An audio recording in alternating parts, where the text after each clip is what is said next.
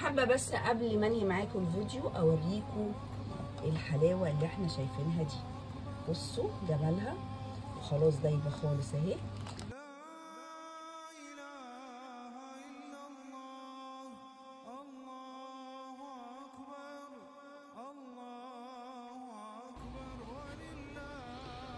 ازيكم حبايبي، عاملين ايه؟ يا رب تكونوا بخير ان شاء الله. النهارده هنعمل معاكم الكوارع. الكوارع طبعا ناس كتير قوي عشاق الكوارع، وناس كتير برضو ما بيحبوش الكوارع، وهنقول ليه مش بيحبوها، لانها كتير قوي عمليه النظافه ما بتبقاش احسن حاجه.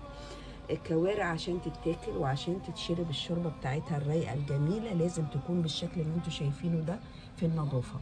بتجيبها من عند الجزار نظيفه وبالشكل ده، ولو مش بالشكل ده ما نستخدمش الجزار ده تاني في اي حاجه من عنده. وبعدين لما بتتجاب بتتغسل بدقيق ذره ابيض. بيجاب من عند الستات اللي هي الفلاحه الجميله بتاعتنا اللي بيبقى معاها الجبنه والحاجات الحلوه اللي احنا بنحبها، اللبن وكده يعني. بتتجاب من عندها دقيق الذره، هتلاقوه خشن شويه كده وابيض، مش الاصفر، الابيض. بتتجاب بتتفرك عندنا فركه جميله جدا وتحت الميه المكرره وبتتنقع وبتبقى زي ما انتم شايفينها بالجمال والحلاوه دي اول خطوه نظافه. بعد كده بتتجاب زي ما انتوا بتتصفى تصفيه جامده جدا وتبقى زي ما انتوا شايفينها بيضه وجميله وما فيهاش اي حاجه. بصوا الشكل من جوه نضيف قشطه عشان تتشرب وتتاكل عندنا الشوربه بتاعتها والقطعه زي ما انتوا شايفينها. كمان هنعوز ايه كمان للنظافه؟ ان هي الميه تكون مغليه وهتتسقط، وهنقول هنعمل فيها ايه. هتتسقط تغلي نرفعها على طول غلوه واحده بس فقط، ونرفعها نصفيها نشطفها بميه برضو بسخنه، وبعد كده هنصفيها ونرجع نعمل لها تاني عمليه ميه تانيه مغليه ونسقط فيها البوكيه الجرنيه اللي هي الخضروات اللي انتوا شايفينها دي. هنقول ايه معانا الخضروات وهنعمل مرحله في الموضوع السليم.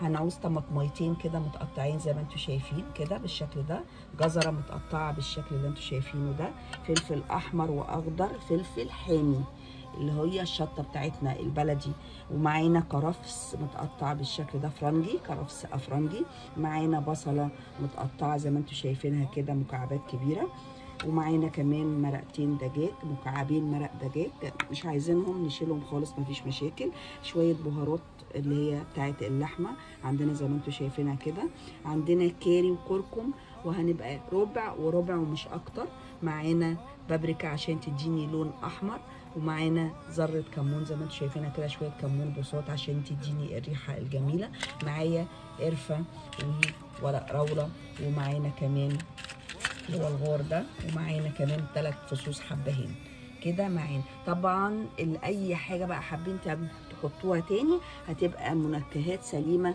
مش بودره اكتر من كده، كفايه قوي كده. دي حاجات عشان اللون بس. طبعا الفلفل لو فلفل حبوب يبقى كويس، طب لو مفيش حبوب هنضطر نحط اخر طفيه، اول ما نطفي هنحط عندنا الفلفل اللي هي الرشه الناعمه عشان تديني الريحه. انا مش عايزه اي حاجه غوامق عشان تديني الشوربه الرايقه اللي هتشوفوها في اخر الفيديو ان شاء الله. طبعا معانا الملح، وانتوا عارفين بقى الملح ده اساسي من غير ما نتكلم. هناخد عندنا الكوارع بتاعتنا ونروح عند الميه المغليه.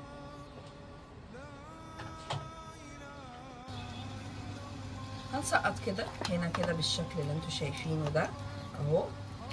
ديت الغلوه اللي انتوا شايفينها دي هنبتدي نشيلها ونصفيها، هتبصوا تلاقوا في ريم.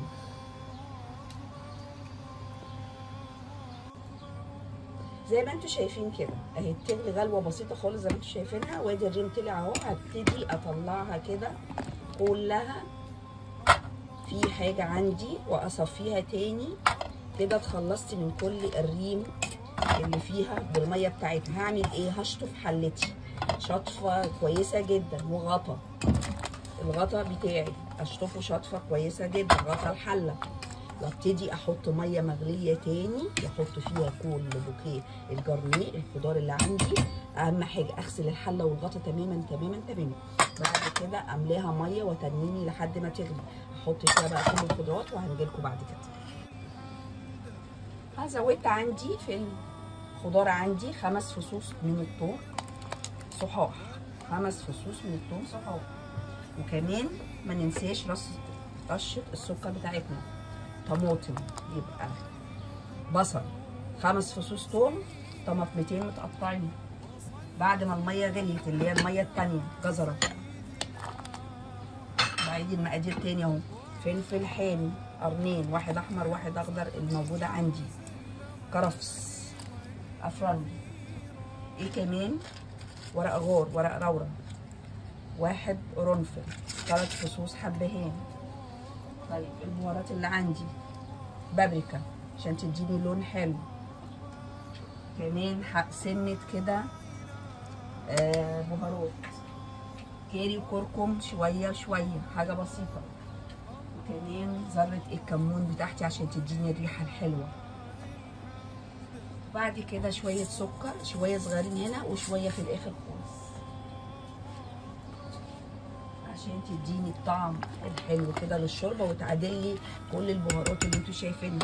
اسقط بعد ما صفيتها من الميه اللي انا سلقتها فيها وشطفتها بميه مغليه برده سخنه، ابتدي اسقط عندي الكوارع بالشكل اللي انتوا شايفينه ده.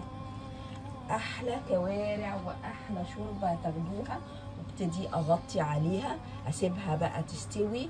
بعد الغليان، بعد غليان كده ربع ساعه، ابتدي اوطي عليها واسيبها تستوي على نار هاديه من ساعه لساعه ونص على حسب كل كارع والتاني، عشان في كوارع اللي هي صغيره البقري بتاعتنا، وفي كوارع الجاموسي اللي بتبقى اكبر شويه، على حسب كل حاجه.